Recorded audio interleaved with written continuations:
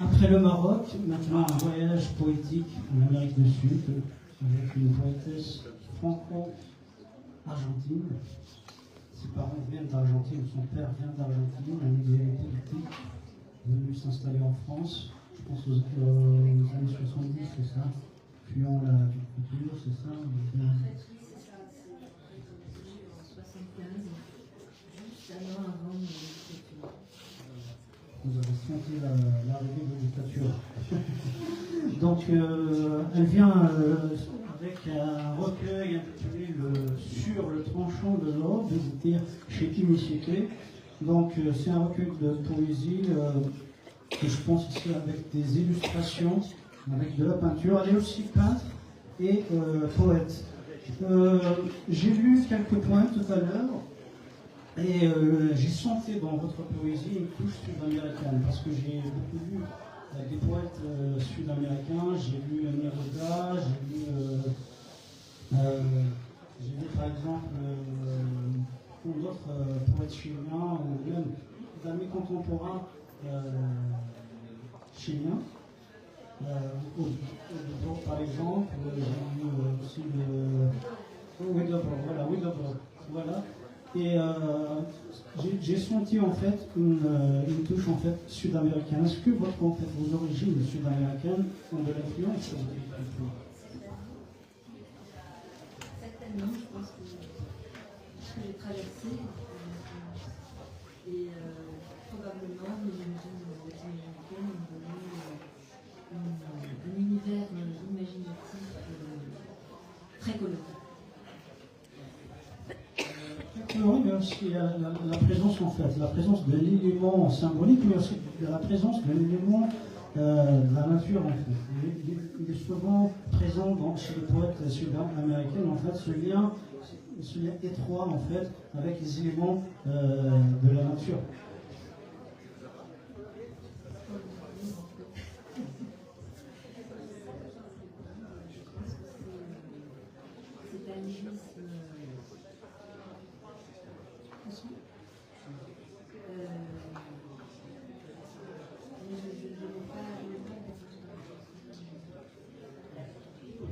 On n'est pas obligé de répondre à toutes les questions, hein, parfois.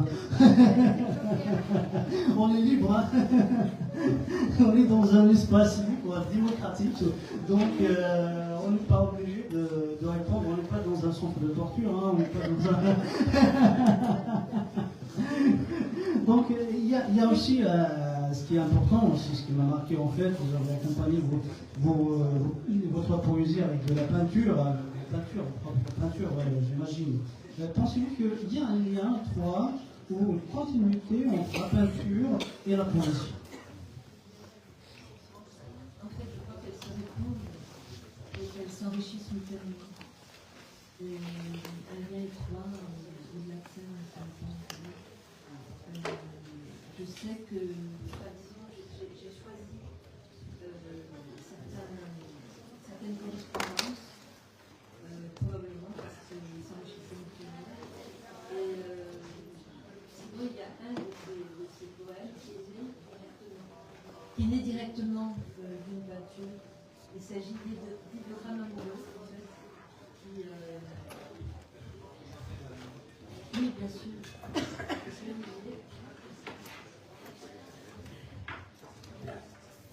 Donc, Idéogrammes amoureux est un poème qui est né le lendemain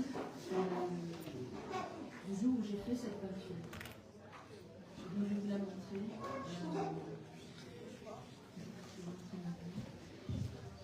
C'est une libellule, un oiseaulier, un archange inspiré, invitant au baiser. C'est une promesse d'envol, un objet de désir. C'est un cri. C'est une main tendue. C'est une pluie battante. C'est la fertilité des songes fécondés. C'est l'invitation au voyage. C'est l'élan. C'est un don, une promesse.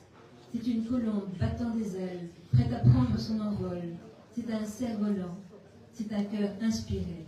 C'est un cœur échangé. C'est la danse d'une âme qui bat pour te combler.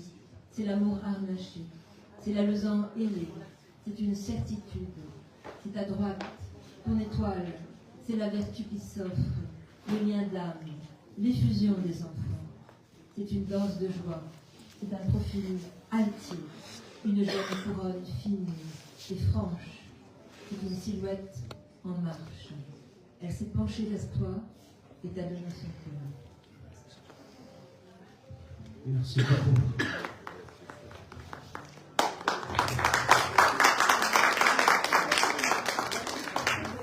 Oui.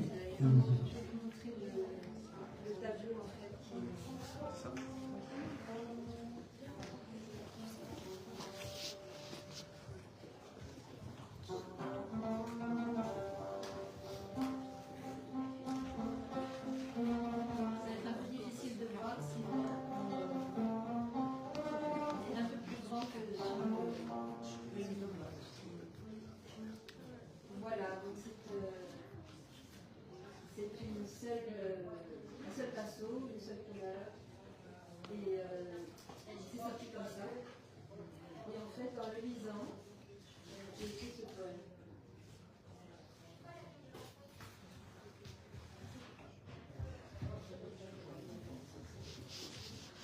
Un autre poème. Un autre poème.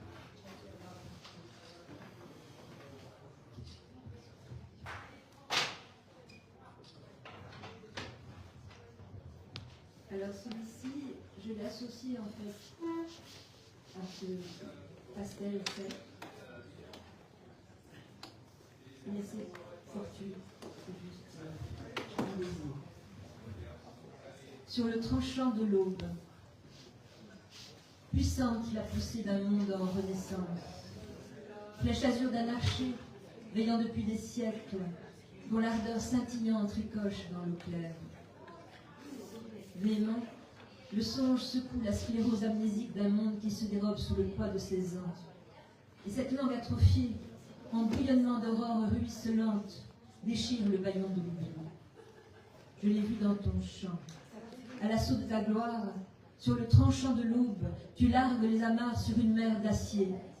Et la flèche, trempée au plus limpide du songe, fait une percée d'azur au cœur de l'horizon.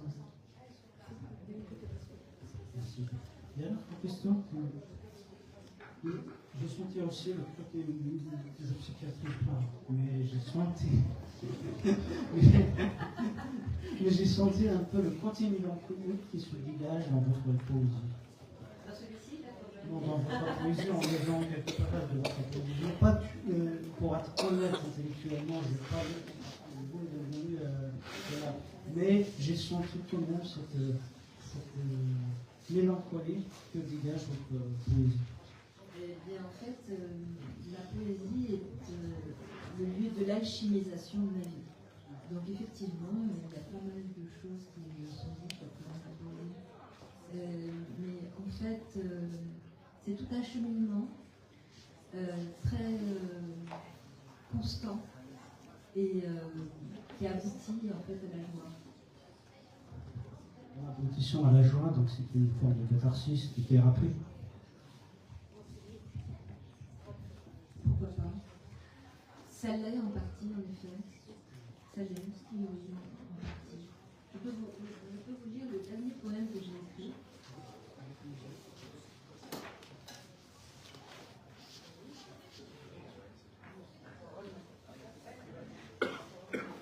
Qui n'est pas dans mon recueil, que j'ai intitulé Une pluie de semences. Je suis arbre dansant à l'orée des saisons, des racines à la cime, une peau tendue de rêve. Mes feuilles, paumes offertes au vent et au soleil, ardentes messagères, une pluie de semences, un élan dans la nuit. Je suis l'infini des possibles pour ligne d'horizon, une rose des vents à l'orée des saisons.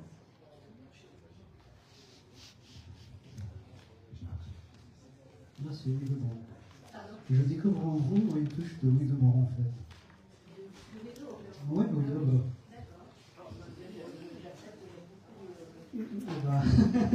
Je suis devenu en fait. Mais qui sont en fait les poètes, parlant de l'Amérique latine, les poètes sud-américains qui ont influencé votre culture Je ne saurais pas te dire. En fait, je ne crois pas qu'on soit très conscient de ce que c'est une sorte de de creuset, en fait. On est réceptacle de tant de choses. J'ai beaucoup lu Neruda, j'ai beaucoup lu Vigori, mais j'en ai lu d'autres, et puis beaucoup de français aussi. Mais je ne suis pas sûre d'être influencée directement par un poète en particulier.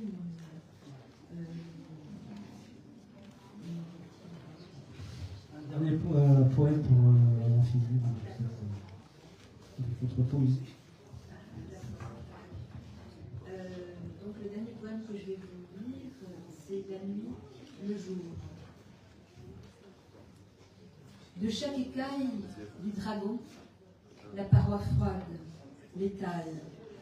De chaque secousse de sa queue ténébreuse, un pas de plus dans le gouffre poisseux. Les yeux écarquillés, les peaux nues muant à une vitesse vertigineuse, vertigineuse. De l'azur, nous toucherons la transparence.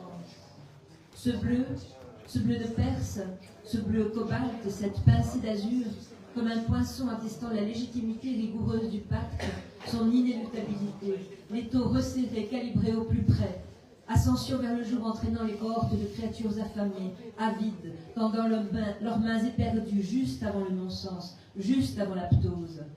Flèche de pur désir tendue du fond de la nuit la plus profonde. Le jour ne sait rien, la nuit. Le jour est une crête amnésie, un seuil, une embellie.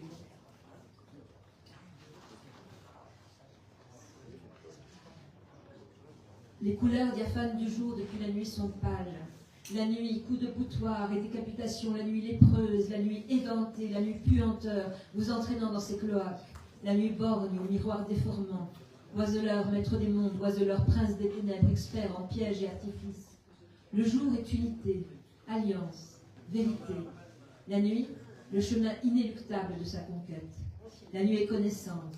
La nuit, les filtres et leurs gourmandes et délectables élaborations. La nuit, le lent arraisonnement. La nuit, ses vertiges et la peau de chagrin, le dur devoir à étreindre en bout de course. Nulle nuit n'échappe à son jour. À chaque nuit, son jour.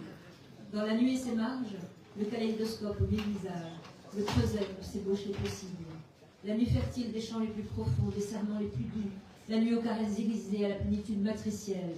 La nuit, vestale initiatrice. Chaque marche foulée est promesse de délivrance. Chaque précipice évité, promesse d'architecture éblouissante. La nuit est chère sur les eaux qui sont le jour. La nuit, le chaudron où cuit lentement la destinée du monde. Merci beaucoup, Claudia, pour ce voyage poétique.